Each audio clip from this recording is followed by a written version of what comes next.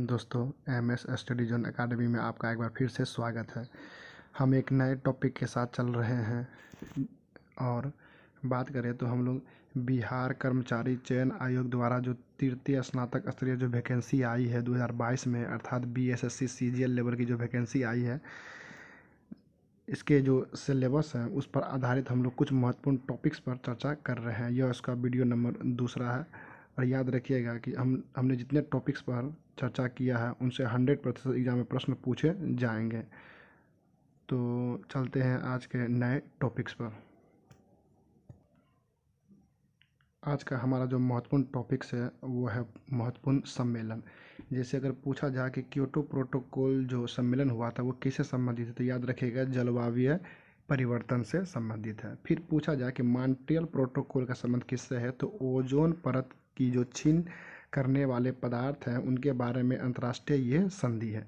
तो याद रखिएगा क्योटो प्रोटोकॉल किससे संबंधित है, तो जलवायु परिवर्तन से। मॉन्ट्रियल प्रोटोकॉल किससे संबंधित है, तो ओजोन परत के क्षय होने से। उसके बाद आजकल चर्चा में काफ़ी रहा है, तो याद रखिएगा रामसर सभा नम भूमि के संरक्षण के लिए विश्व स्तरीय प्रयास है। तो याद रखिएगा ये जो पूछा जाए कि रामसर सभा किस लिए है, तो ये नम भूमि के संरक्षण के लिए विश्व स्तरीय एक प्रयास है।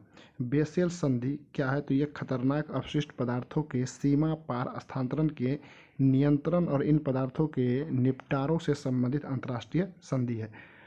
और अंतर्राष्ट्रीय पर्यावरण संधि एवं प्रभावी वर्ष में आगे चर्चा करेंगे। एक बार मैं फिर से इसे दोहरा देता हूँ। क्योटो प्रोटोकॉल का संबंध किससे है, तो जलवायु परिवर्तन से संबंधित है। मॉन्ट्रियल प्रोटोकॉल का संबंध किससे है, तो ओजोन परत के क्षय होने से संबंधित है।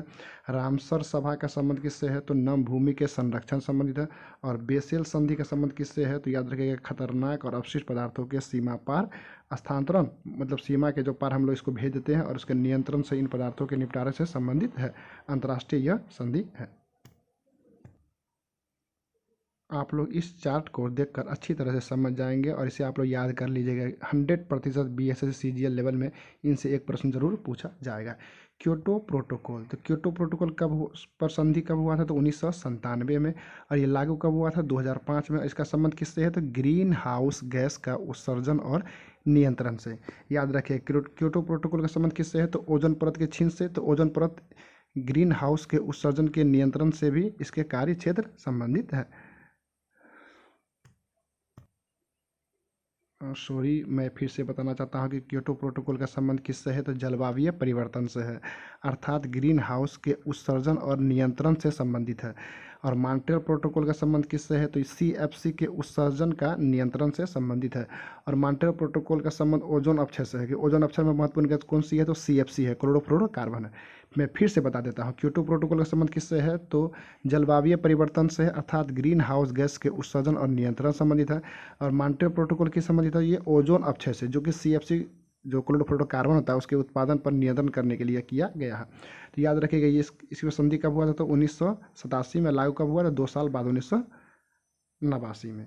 रामसर संधि मैंने पहले ही बताया था, रामसर संधि जो है यह आर्द्र भूमि के संरक्षण संबंधित है और ये 1971 में संधि हुआ था और ये लागू हुआ 1975 में। किगाली समझौता की बात करें तो यह HFCS के उत्पादन और नियंत्रण से संबंधित है, याद रखिएगा इसको। और वियना जो समझौता है ये ओजोन परत के संरक्षण से संबंधित है, याद रखिएगा वियना समझौता भी ओजोन परत के संरक्षण से संबंधित है और मॉन्ट्रियल प्रोटोकॉल भी ओजोन परत के संरक्षण से संबंधित है। तो इसे आप लोग अच्छी तरह से याद रख लीजिएगा क्योंकि इनसे अक्सर एग्जाम प्रश्न पूछे जाते हैं। जय हिंद, जय भारत।